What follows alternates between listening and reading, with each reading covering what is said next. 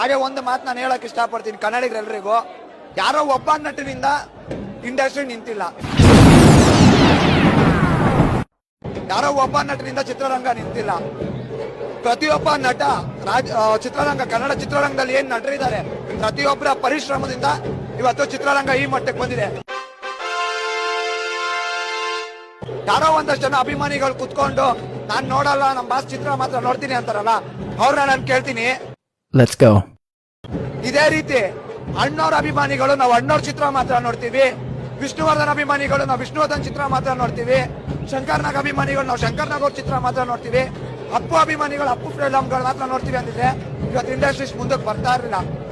ಹಾಗಾಗಿ ನಿಮ್ಮ ಅಸೂಯೆ, ಅಹಂಕಾರ, ದರ್ಪ ಇವನ್ನೆಲ್ಲ ಬಿಟ್ಟು ಬದಿಲಿಟ್ಟು ಬಂದು ಕನ್ನಡ ಚಿತ್ರ ನೋಡಿ.